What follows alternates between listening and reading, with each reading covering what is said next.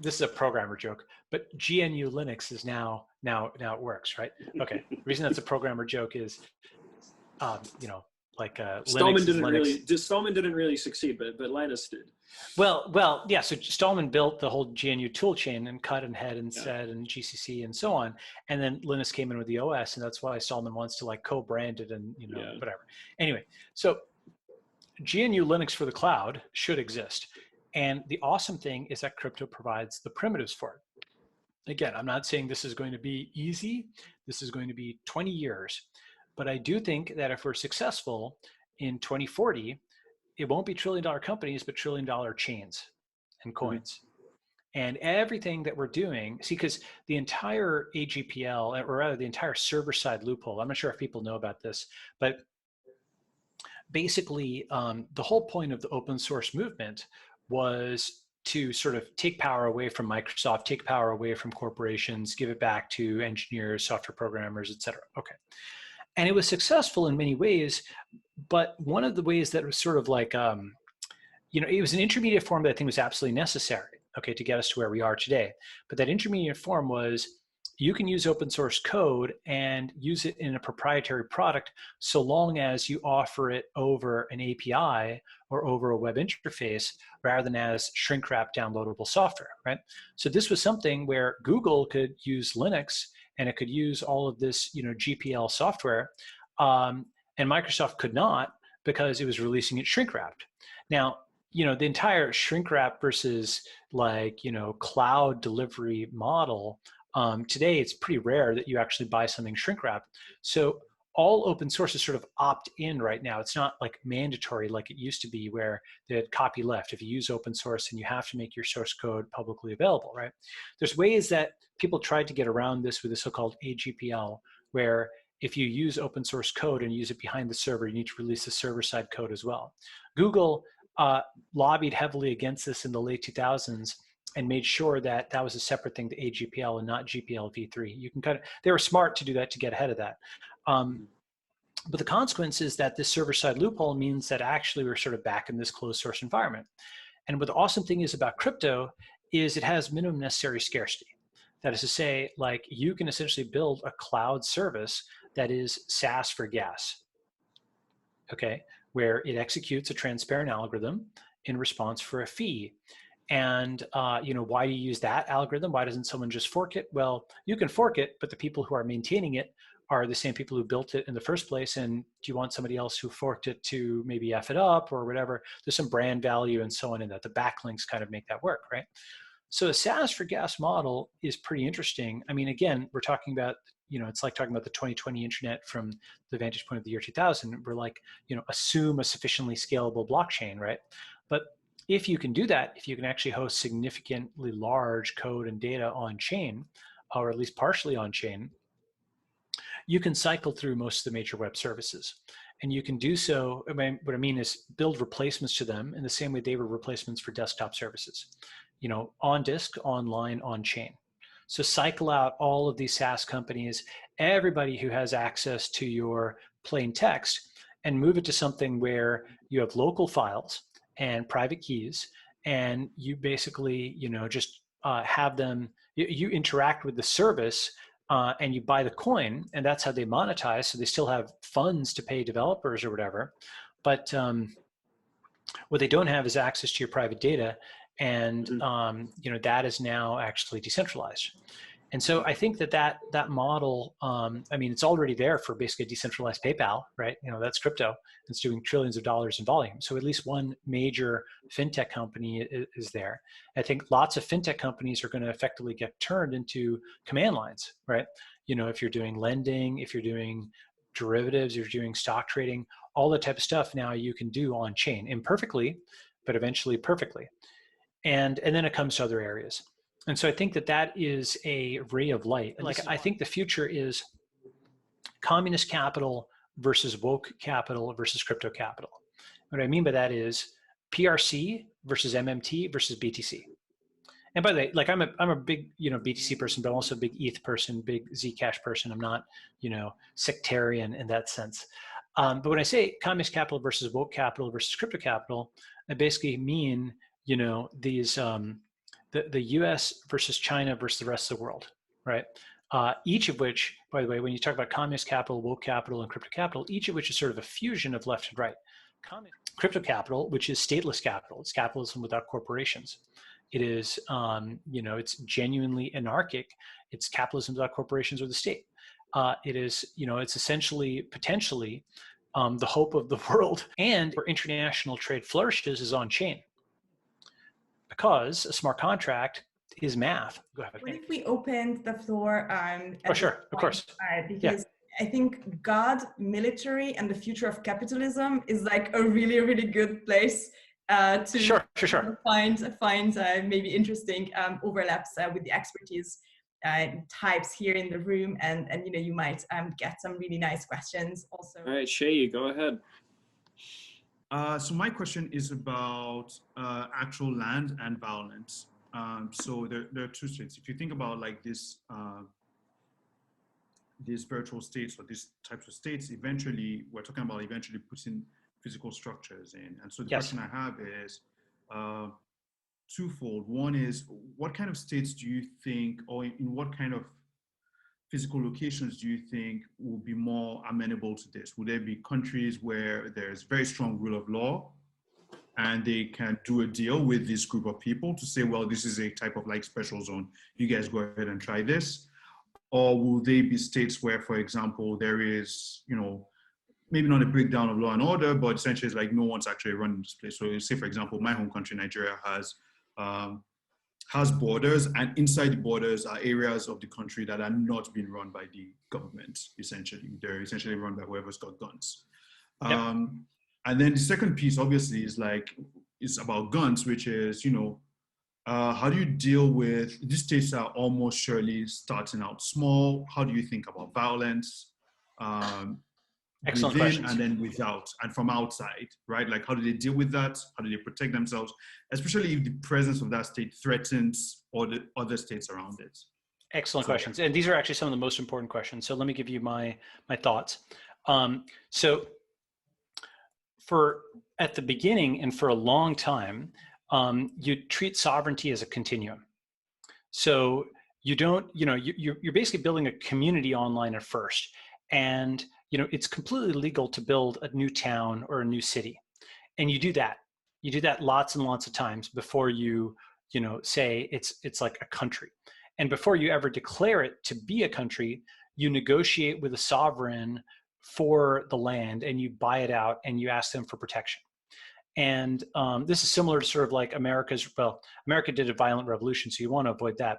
But Singapore, for example, even though it's involuntarily independent, it became independent by, like Malaysia, like agreed to it, right?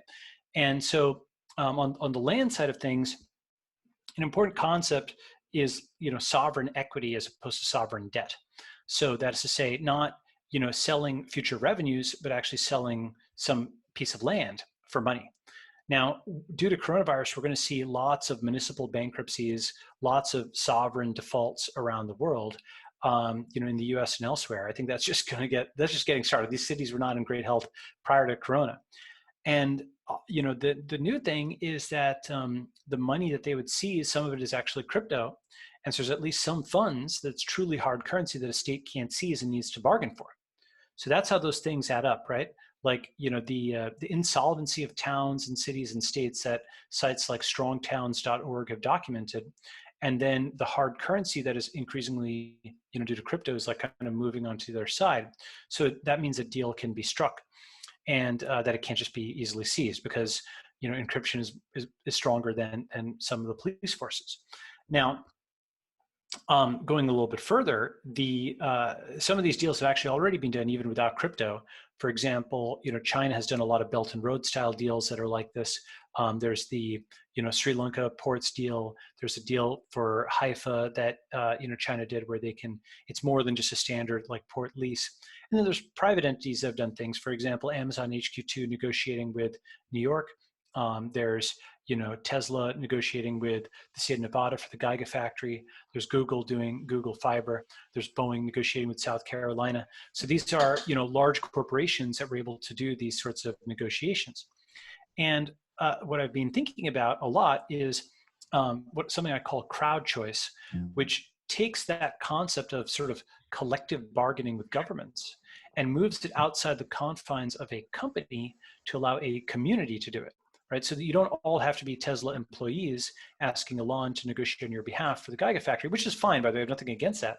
But it could be, 25,000 people who all have different jobs, and they have a leader who is negotiating with some country on their basis to give them refuge, for a period of time, in return which they're taxpayers and so on and so forth. So the way that I think the land stuff will work is it's going to be deals struck with sovereigns, similar to Amazon HQ2, similar to Tesla Gigafactory, et cetera.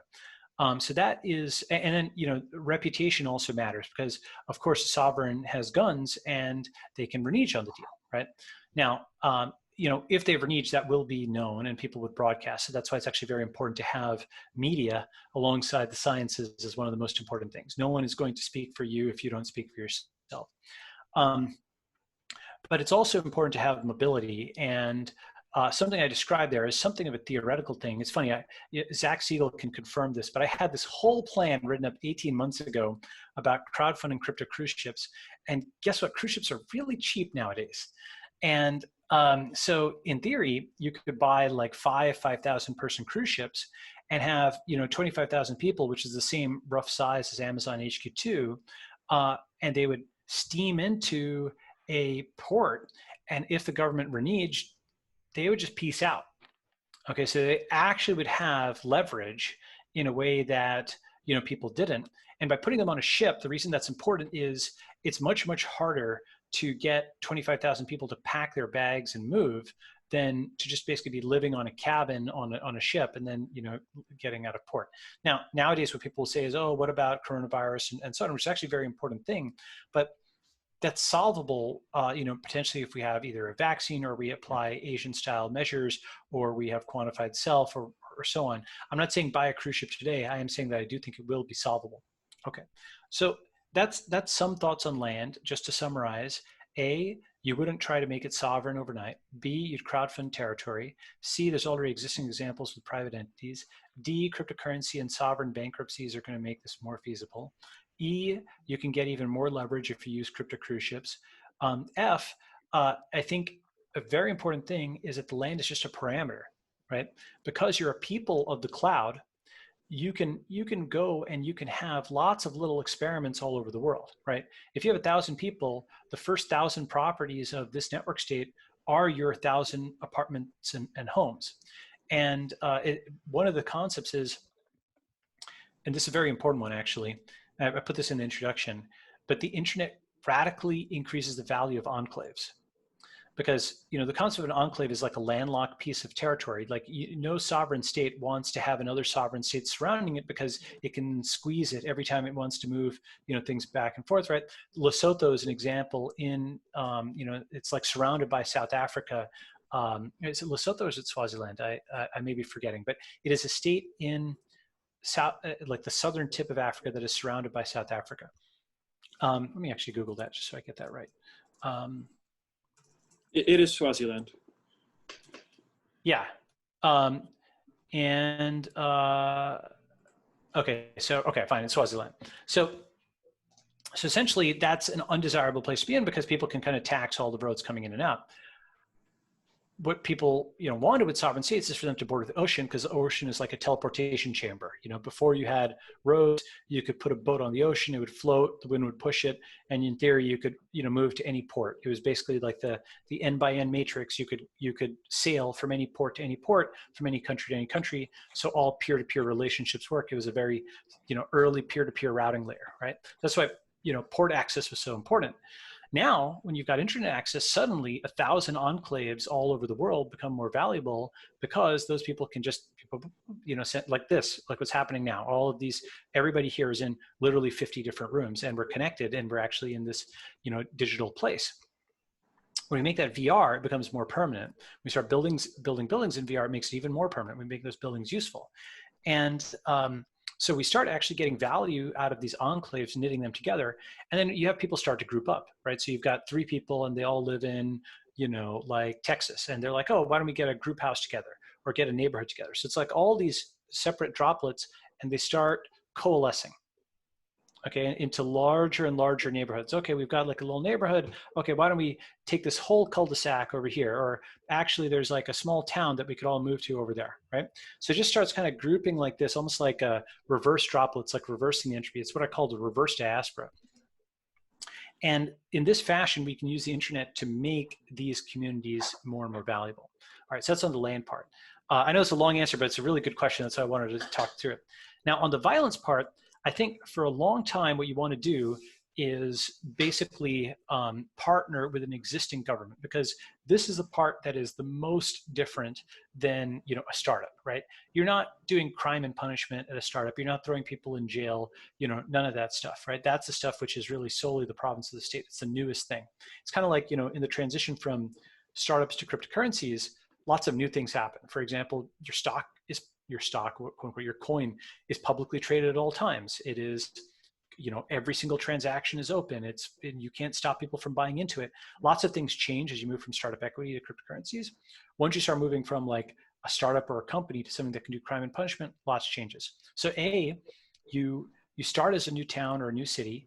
You essentially, I mean, when you incorporate a town, you can do that, by the way. In the US, other places, they've got this concept of unincorporated land, incorporated land. Of course, there's tens of thousands of towns and cities, you know, in the US and other countries, you can incorporate new cities. And when you do that, there's a procedure for setting up a uniform police force. There's a 0 to 1 where someone becomes an officer of the state. And so you build up a track record of doing policing under existing laws, working with existing governments, under their aegis, under their shield. You try actually not to innovate on any of that. The only thing you might do is you might say, okay, let me negotiate with a sovereign to have self-driving cars be legal in our peninsula. Okay, so you have like what London did, because London is a corporation, right? Yeah, exactly. City of London does this, right? You know, 13th century.